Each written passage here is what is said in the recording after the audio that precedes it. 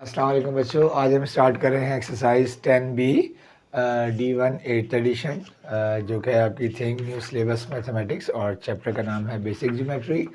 Previous हम लोगों ने एक्सरसाइज 10A कंप्लीट कर ली थी, तो आज हम स्टार्ट कर रहे हैं 10B। सो क्वेश्चन नंबर 1 करने से पहले मैं आपको कुछ चीज़ें बता दूँ, फिर आप उसके बाद इसको कंटिन्यू कीजिएगा, बल्कि जब हम ये कर लेंगे तो आप 10B का क्वेश्चन नंबर 1 खुद कर सकेंगे। अच्छा, याद रखिएगा कि ये दो पैरेलल लाइन है, ठीक है, ये दोनों पैरेलल लाइंस हैं और एक ट्रांसवर्सल लाइन जो है वो क्रॉस कर रही है दोनों पैरेलल लाइंस को। इसको हम कहते हैं ट्रांसवर्सल, ठीक है। और याद रखिएगा जब अच्छा, दूसरी बात, ट्रांसवर्सल हमेशा स्लोप में होती है, स्ट्रेट में नहीं आएगी कभी भी, हमेशा स्लोप में होगी। तो हमारे पास जब ये पैरेलल लाइन को हमारे पास 8 एंगल्स बनते हैं। अच्छा, इनकी में कुछ प्रॉपर्टीज़ होती है ताकि यानी कुछ एंगल्स के बराबर होते हैं। लाइक फॉर सपोज सबसे पहले आपका आ जाता है कॉरस्पॉन्डिंग एंगल। अब आप सब इसी में देखोगे, ठीक है, कॉरस्पॉन्डिंग एंगल्स,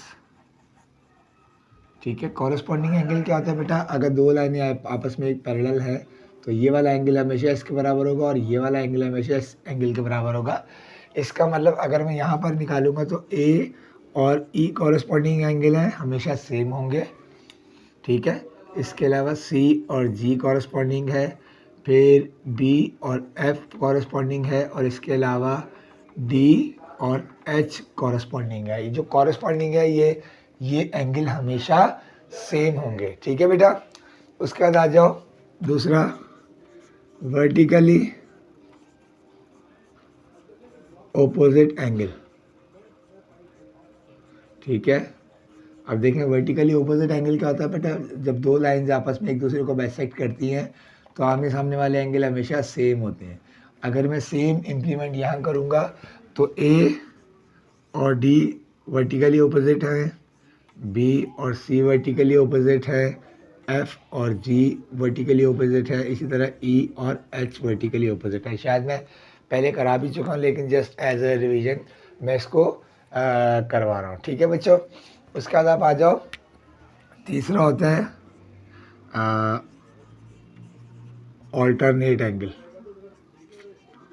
ठीक है। ऑल्टरनेट एंगल को हम लोग कहते हैं जी फॉर्मेशन।